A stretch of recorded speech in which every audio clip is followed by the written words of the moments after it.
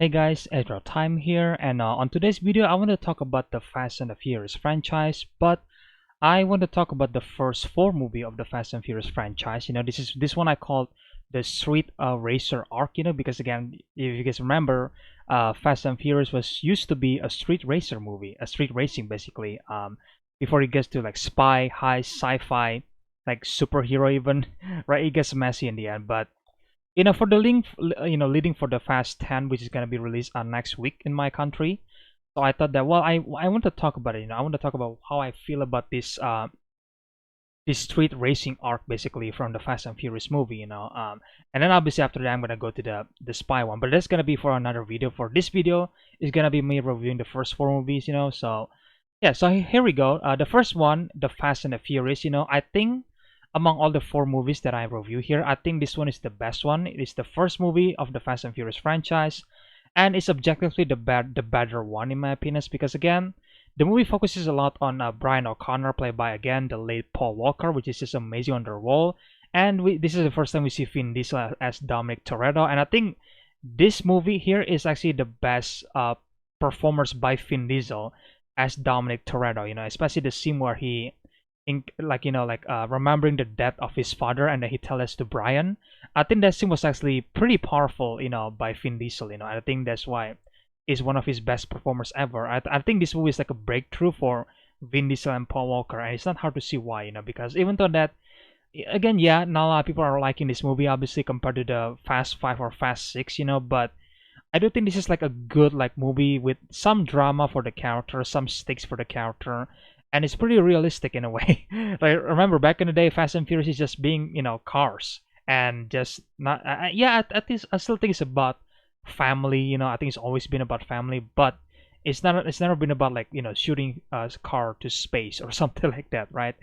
Like it's pretty grounded for in terms of the story, And of course, this is the first time we see Brian and Mia together, and this is where we see them build their relationship, and I'm really glad to see what their relationship has gone, to this to up to a certain point. Obviously, after what happens to Paul Walker after that. But yeah, it's really sweet, to see how the characters start, just to see how simple the story was back in the day. And I think Rob Cohen, the director, does a great job for directing the movie, obviously.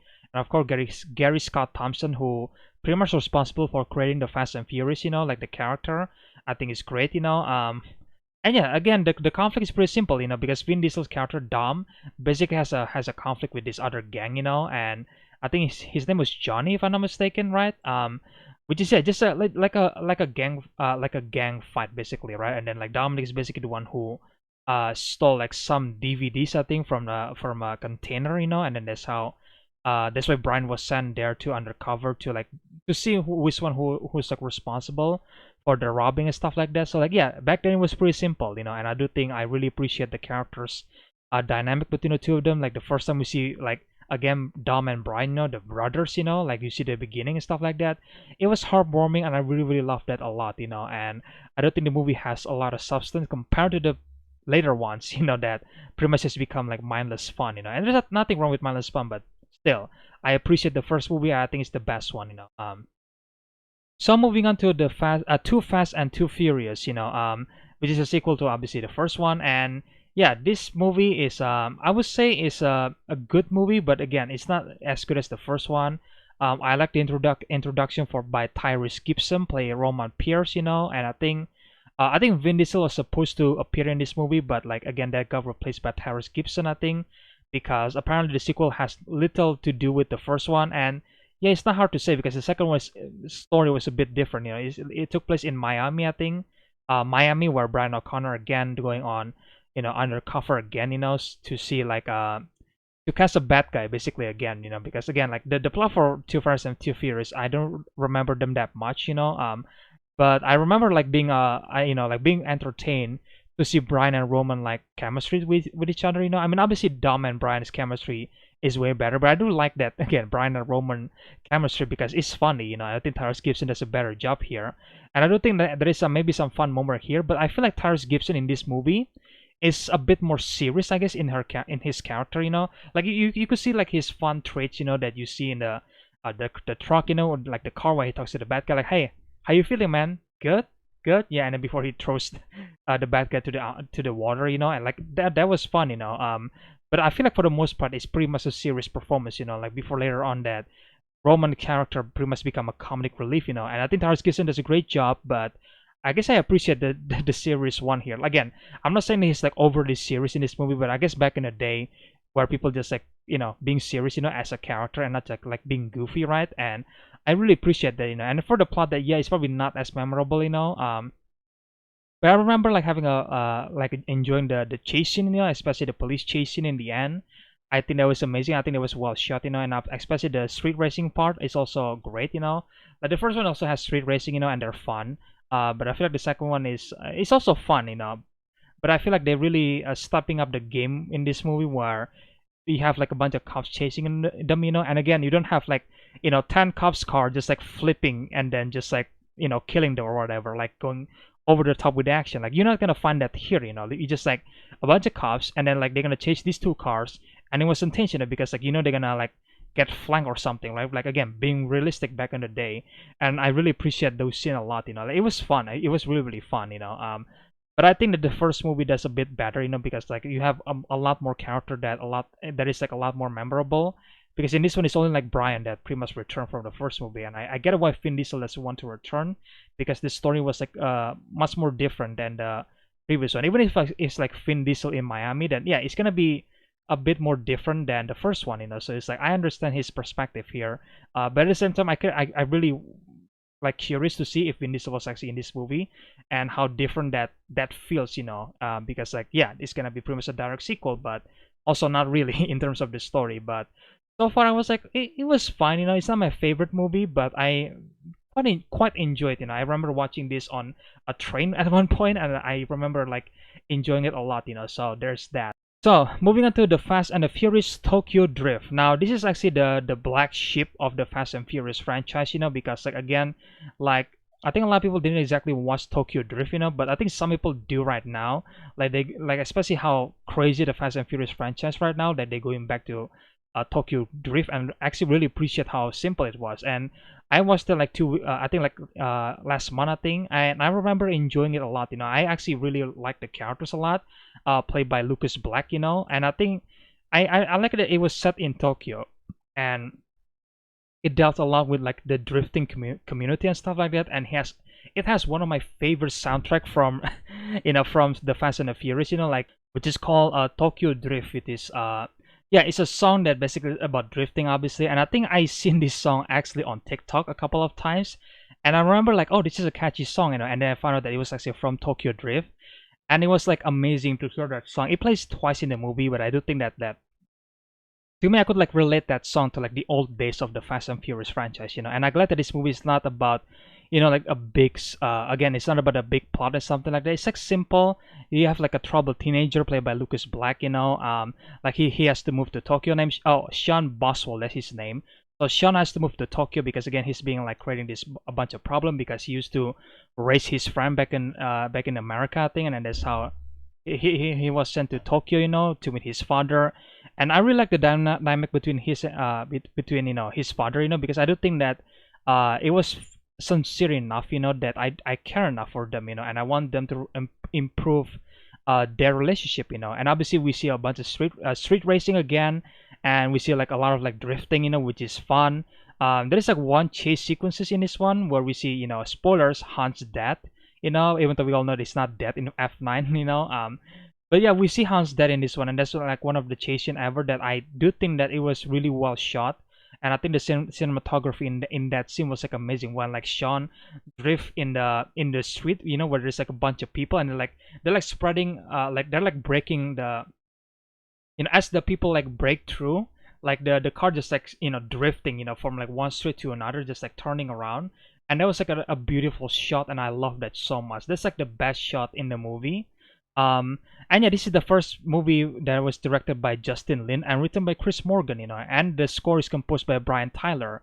Those three is gonna be like the MVP of the franchise, because again, Justin Lin pretty much direct this movie until Fast and Furious 6, and then obviously the recent one is F9 where he came back, and Chris Morgan pretty much write this movie like 3 to 8 and then to Hobbs and Shaw, like he didn't write 9, and I do think that Chris Morgan is really important, which I'm gonna get to that when I review the later part of the series, like how important Chris Morgan actually is, because I do think he does a great job for the screenplay. It's not exactly, again, it's not like the most amazing screenplay, but it does the job for the character, and I do care for them, a lot, and I do think that Sean here, the character from Tokyo Drift, is actually, I want to see like a sequel, like an actual sequel to Tokyo Drift, because we all know what happens to Sean in F9, which is total nonsense. How does he came from this movie and then suddenly become like a rocket scientist in F9 and pretty much responsible for sending Roman and Tess to space. Like how does that come? Like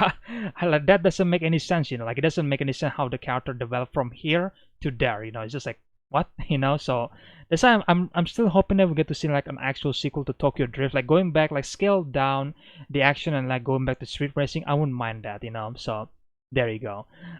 So yeah, so moving on to the last one called Fast and Furious 4, or I guess Fast and Furious, which is basically like a soft reboot for the Fast and Furious franchise. It released in 2009. Again, once again, directed by Justin Lin, written by Chris Morgan, and then the score is by Brian Tyler again. And this is the first time we see Vin Diesel and Paul Walker again. And I think that part is amazing. However, I think among the first four movies, this one for me is like the weakest one, despite the fact that it has Vin Diesel and Paul Walker, and they're both amazing in this movie. It's nice to see them teaming up throughout like the whole movie pretty much.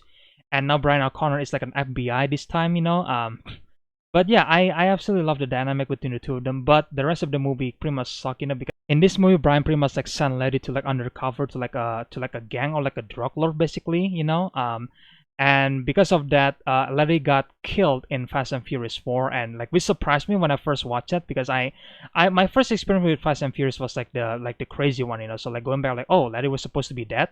Okay, so I watched that again with that perspective in mind. I was like, it was kind of disappointing that you bring back Letty and then you're just gonna kill her off in the beginning of the movie. Like it does work for the plot, and it does work for like Brian and Dominic, like like purpose, like goal for the movie. I really appreciate that, but I do think like it's a mistake to kill Letty in this movie, even though they kind of like bring that back in Fast 6, But it's just like, I don't know, man. Like I feel like for this movie, Letty needs to stay alive, so we can see that group again, like from the first movie, and then I don't know, maybe something happened again with the drug lord, like it's just like the plot in this movie wasn't that memorable, because it's just them trying to stop the drug lord again, and it's about getting revenge for Letty, and I feel like there is not that many memorable like chase scene in my opinion. I mean, there is like a tunnel chase scene in the end of the movie, and that scene looks a lot like a video game. I'm not gonna lie, and I feel like Fast and Furious 4 really kind of suffer because it uses a lot of like CGI. I think for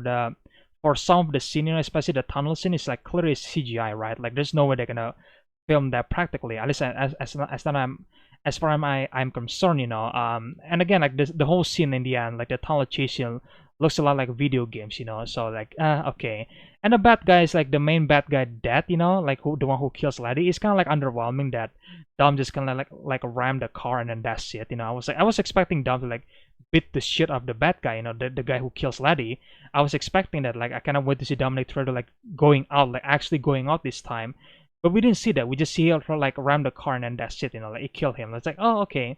It's kind of underwhelming, It's like you kind of like build up this like this hatred, like this vengeance spirits by Vin Diesel, and then like you didn't really use them that well, You just like ram it and then that's it. To me, that was kind of disappointing in my opinion. So yeah, I don't know, man. I feel like to me this is like the weakest one. I think among all the franchise, this one to me is like the weakest one. It's the least memorable one.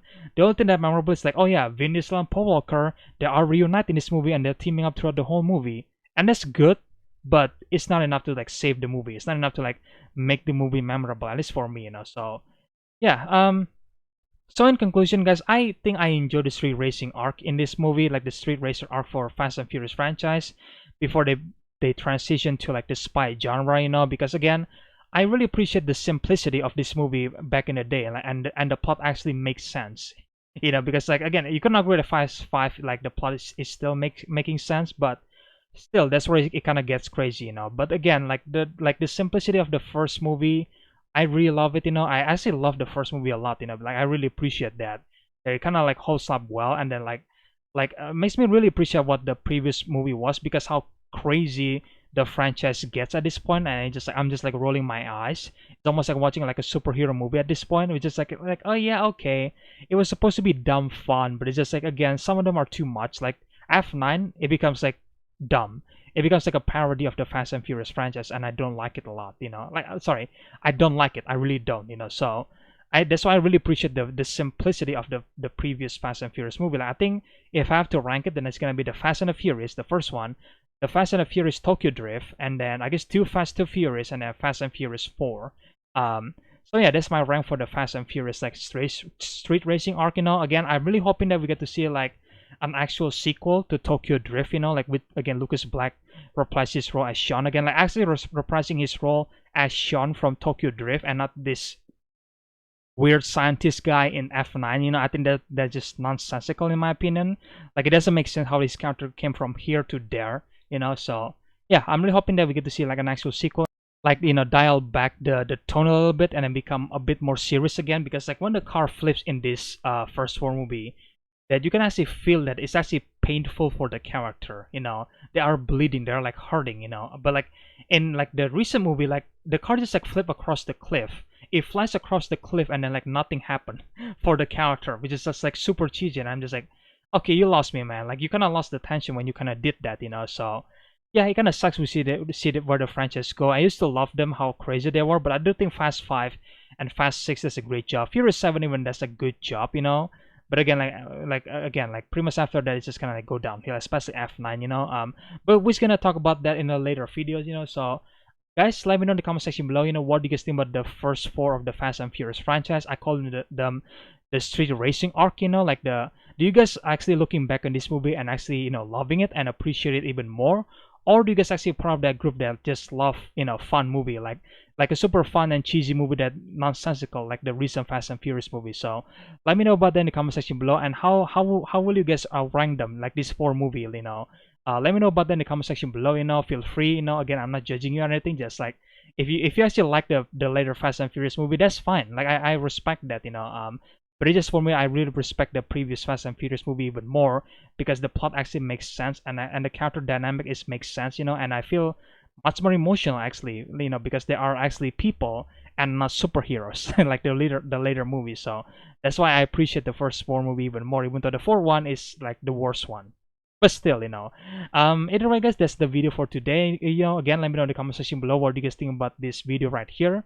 And if you guys enjoyed, then leave a like, comment, subscribe, share the video, the usual stuff. Stay tuned for the next Fast and Furious movie. The next one is gonna be like the spy heist sci-fi superhero arc, because like the Fast and Furious movie just goes a lot from here. So I want to talk about that to discuss. And then again, leading up to Fast 10, which is gonna be released next week for my country. So I'm gonna be watching that, even though I don't really like Fast 9. But like I come this far, there's 2 more movies to go, so like might as well watch it. Might as well finish it. So yeah, either way, guys, stay tuned for more that video in the future. And again, I really hope you guys enjoyed this video, and I will see you guys in the next one then. Bye.